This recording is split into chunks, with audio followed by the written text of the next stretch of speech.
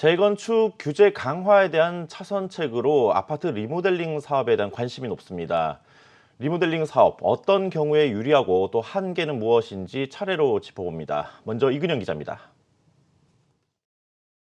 최근 리모델링 사업이 다시 각광을 받는 이유는 재건축 규제가 갈수록 깐깐해지고 있기 때문입니다.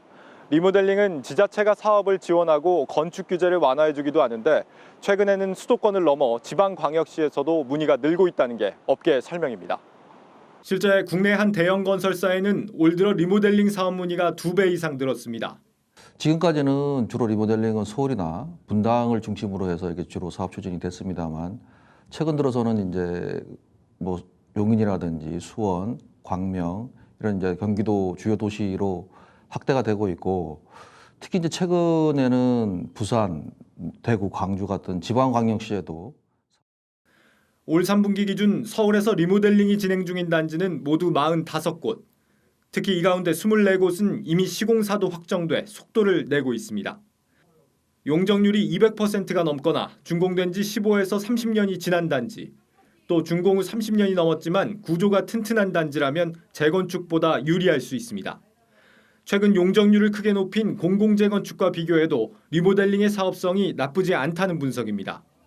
입지가 우수해 사업성이 높은 재건축 단지들의 경우 공공재건축보다는 상대적으로 규제가 덜한 리모델링이 유리할 수 있습니다.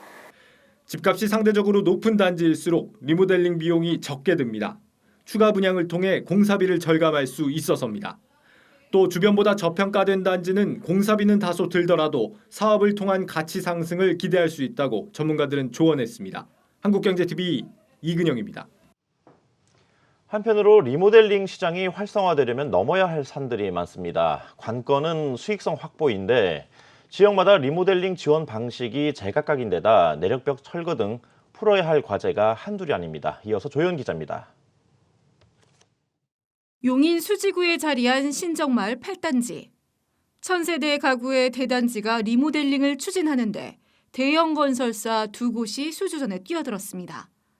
그동안 리모델링 사업은 한 개 건설사의 단독 입찰, 수의 계약으로 진행됐던 관행이 깨진 겁니다. 정부의 규제로 재건축 시장이 얼어붙으면서 리모델링으로 대형 건설사들의 경쟁이 몰린 것입니다. 바로 옆 신정마을 9단지는 이례적으로 AA-의 신용등급을 입찰 요건으로 제한해 사실상 국내 건설사 상위 2곳만 입찰이 가능했습니다. 이 밖에 신정 1단지와 6단지, 동부아파트 등이 조합 설립 추진에 박차를 가하며 수지구청역 주변에서만 11개의 단지가 일제히 리모델링 추진에 나섰습니다. 수지지구는 특히 현재 23개 단지에 17,000여 가구가 리모델링이 매우 빠르게 진행이 되고 있습니다. 용인시에서 리모델링 그 기본 계획안에 따르면 용적률을 40% 증가할 수 있도록 되어 있거든요. 40% 용적률을 완화하는 것이 매우 중요한 수익성의 키포인트라고 할 수가 있죠. 이처럼 1기 신도시 노후 아파트를 중심으로 리모델링 사업이 본궤도에 오르고 있지만 사업성에 대한 의문은 여전히 남아 있습니다. 지자체별 조례에 따라 리모델링 사업 지원 내역이 다르고 용적률 상향을 비롯한 수익성 확보 대안도 불투명하기 때문입니다. 리모델링 업계의 수건이었던 수직 중축은 지난 2014년 허용됐지만 승인받은 곳은 송파 성지아파트가 유일합니다. 나머지 추진단지들은 2차 안전성 검토를 통과하지 못한 채 사업 자체가 무기한 지연되고 있습니다. 내력벽 철거 허용 여부 역시 정부가 5년 넘게 연구 결과를 발표하지 않아 불확실성으로 남아 있습니다. 전문가들은 리모델링 사업이 도시재건이란 현 정부의 정책과 궤를 같이 하는 만큼 실질적인 지원을 펼쳐야 한다고 조언합니다.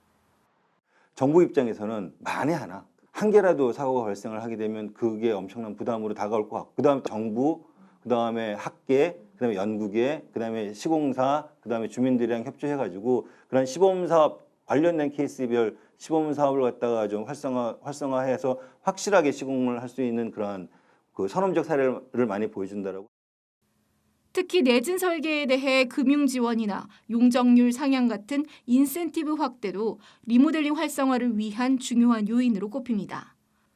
국내 전체 리모델링 시장에서 아파트를 비롯한 공동주택의 비중은 불과 5%. 주택 공급과 집값 안정화 측면에서 리모델링이 새로운 대안으로 떠오르는 만큼 이를 뒷받침할 정책이 필요하다는 지적입니다. 한국경제TV 조연입니다.